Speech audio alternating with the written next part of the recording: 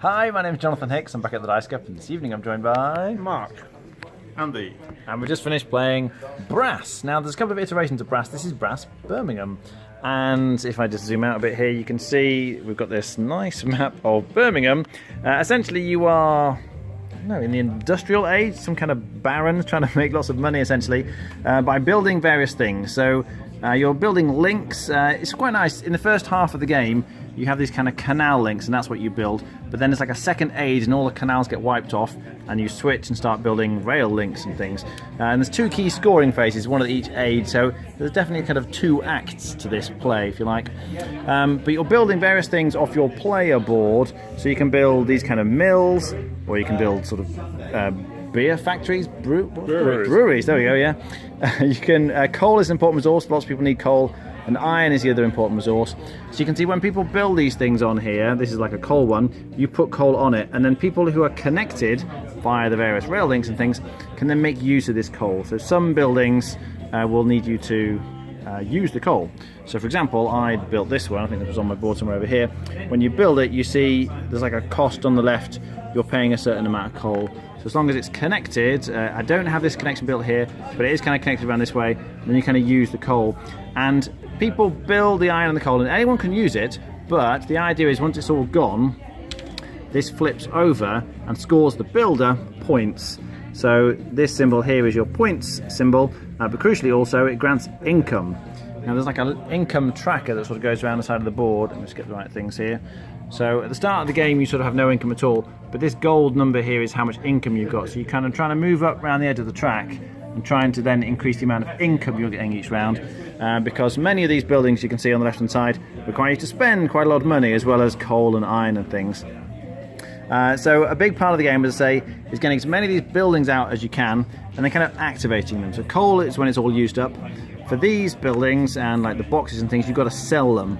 They need to be connected to somewhere that will buy them, like Oxford here, and then you flip it over and you can see this is going to get you lots of points and again more income. The other key way that you're scoring then is when we do the scoring at the end of each age, you're looking at the links and you're getting a point effectively for every link, plus what you're looking for is the symbol here that's connected to it. So Birmingham was pretty important. By the end of the game, these have all been flipped over because people have been selling them, and you get quite a few of these little black symbols. So for this one link, I would be scoring all the ones if they'd been flipped over as well. You can see we're getting 1, 2, 3, and this one here would be 4, just for that one.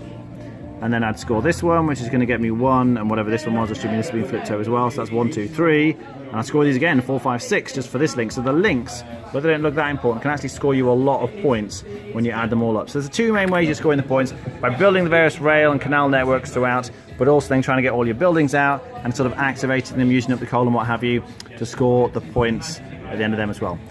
Most points wins. What do we think?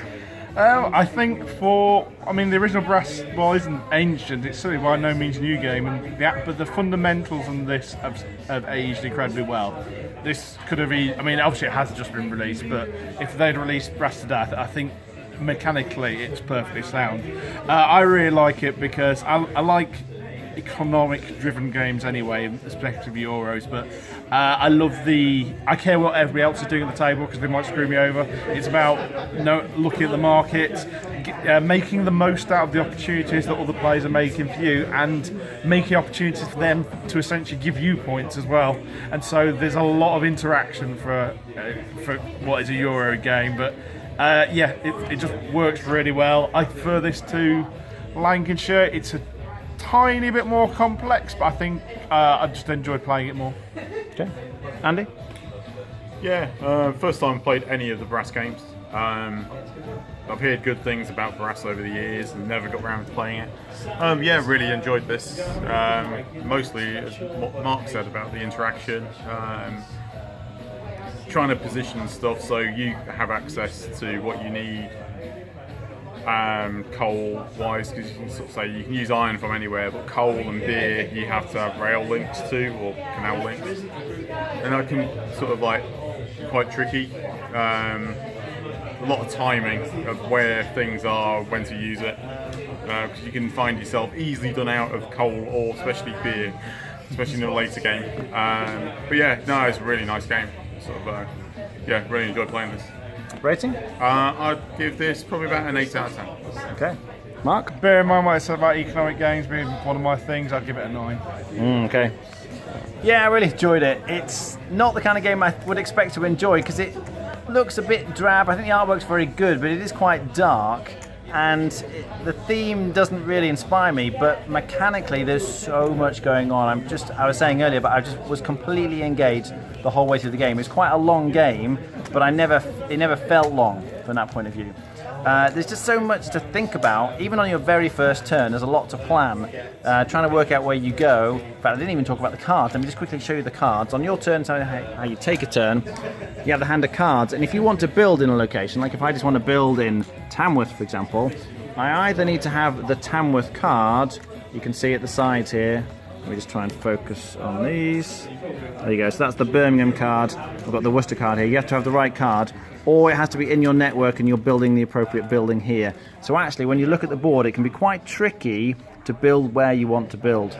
So you've got that whole thought process of, I've got these cards which would be great for building here, but I'd really like to build over here. And so you're often trying to balance those two things. Planning ahead to get the coal, to make sure you can use the coal, or using someone else's coal. You don't really want to use other people's things because then they're going to benefit from it. But sometimes it's just too good, you need to use it. So much to think about, but all that planning comes together so well. It's a really well designed game, I think. It's probably my favourite from Martin Wallace. But yeah, I'd be on an 8.5, I think. I think it's fantastic. All right, thanks very much for watching. That was Brass Birmingham.